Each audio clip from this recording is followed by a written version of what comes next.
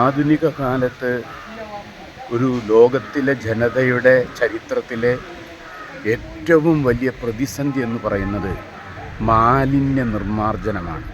ആ മാലിന്യമെന്ന് പറയുന്നതിന് ഇന്ന് നമ്മുടെ വീട്ടുകാർ വഴിവെക്കിൽ ഉപേക്ഷിച്ച് പോകുന്നതും അതേപോലെ തന്നെ അറവുശാലകളിൽ നിന്നും തള്ളുന്ന മാലിന്യമല്ല ഇന്നത്തെ മാലിന്യം. ഇന്ന് വേസ്റ്റ് തന്നെ ലോകത്തിൻ്റെ പല ഭാഗങ്ങളിലും വലിയ അത് ദുരന്തമായിട്ട് മാറുന്നൊരു കാലത്താണ് നമ്മൾ ജീവിക്കുന്നത്. നമ്മുടെ സമുദ്രങ്ങളുടെ ഈ അടുത്ത കാലത്തുള്ള പഠനങ്ങൾ പറയുന്നത് ഈ സമുദ്രങ്ങളിൽ മത്സ്യങ്ങളെക്കാൾ കൂടുതൽ പ്ലാസ്റ്റിക് മാലിന്യങ്ങളും വേസ്റ്റുകളും വരുന്ന ഒരു കാലമുണ്ടെന്നാണ് അവർ പറയുന്നത്. 2040 സമുദ്രങ്ങളിൽ നിന്ന് 36% പ്രധാനപ്പെട്ട മത്സ്യജീവികൾ അപ്രത്യക്ഷമാവുകയും അവിടെയൊക്കെ മാലിന്യം ഉണ്ടാകുമെന്നാണ്.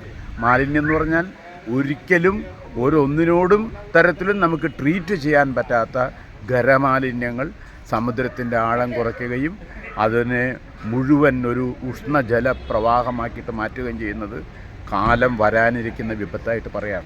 ലോകത്തെല്ലാ ഭാഗത്തും ഇത് പ്രശ്നമാണ്. നമ്മുടെ നഗരങ്ങളിലും ഇത് വലിയ പ്രശ്നമാണ്.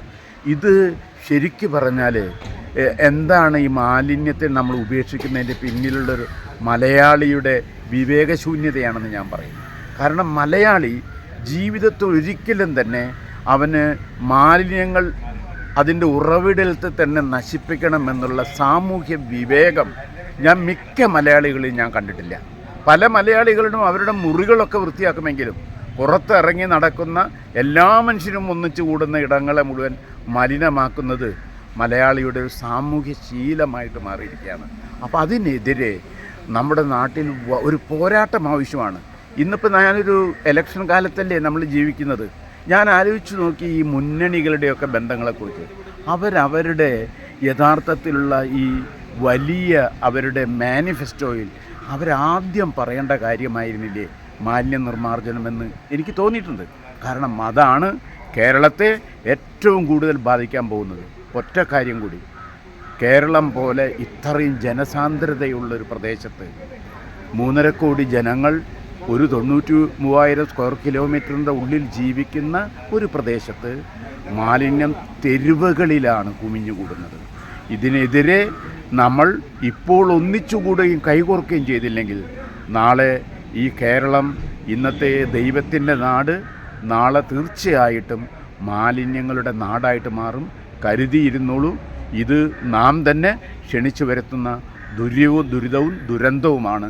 അതിനെ ചെറുക്കുക, അത് ഇല്ലാതാക്കുന്നത് വിവേകശീലമുള്ള ഓരോ മലയാളിയുടെയും കടമയാണ്. അപ്പോൾ ഇത് മാലിന്യമുക്ത നഗരമായി അത് പറയണം. അതിനുവേണ്ടി പരിശ്രമിക്കുന്ന തിരൂരിന് എൻ്റെ ആശംസ.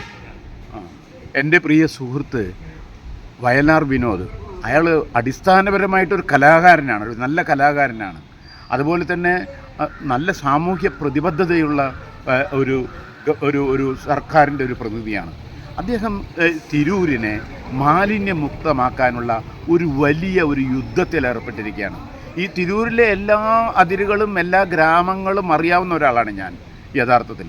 കാരണം തിരൂരിൽ ഞാൻ ഈ മലപ്പുറത്തും കോട്ടയത്തും ഒക്കെ ആയിട്ട് ജോലി ചെയ്തിട്ടുള്ളത് കൊണ്ട്, കോട്ടയ്ക്കലൊക്കെ ആയിട്ട് ജോലി ചെയ്തിട്ടുള്ളതുകൊണ്ട് എനിക്ക് തിരൂരിനെ കൃത്യമായിട്ട് അറിയാം. തിരൂരിൻ്റെ കൾച്ചർ അറിയാം, സംസ്കാരം അറിയാം.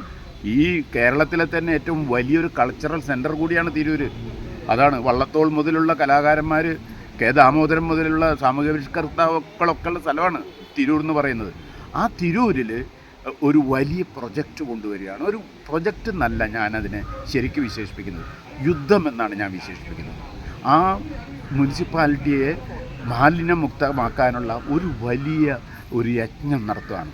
നിങ്ങൾ ഓരോരുത്തരും മനസ്സുകൊണ്ട് വിചാരിച്ചാൽ, നിങ്ങൾ വിനോദിനോടൊപ്പം നിന്നാൽ, തിരൂർ നഗരസഭയുടെയും വലിയ ഈ പ്രതിജ്ഞാബദ്ധമായിട്ടുള്ള ചുമതലയോടൊപ്പം നിങ്ങളും കൂടി നിൽക്കുകയാണെങ്കിൽ, അണിചേരുകയാണെങ്കിൽ തിരൂരിനെ ഒരു സുന്ദര നഗരമായിട്ട്, മാലിന്യമുക്ത നഗരമായിട്ട്, ഒരു കൾച്ചറൽ സിറ്റിയായിട്ട്, എഴുത്തച്ഛൻ്റെ മാത്രമല്ല എല്ലാ കലാകാരന്മാരുടെയും എല്ലാ സാംസ്കാരിക നായകന്മാരുടെയും ഒരു ഭൂമികയായിട്ട് അതിനെ നിലനിർത്താൻ കഴിയും.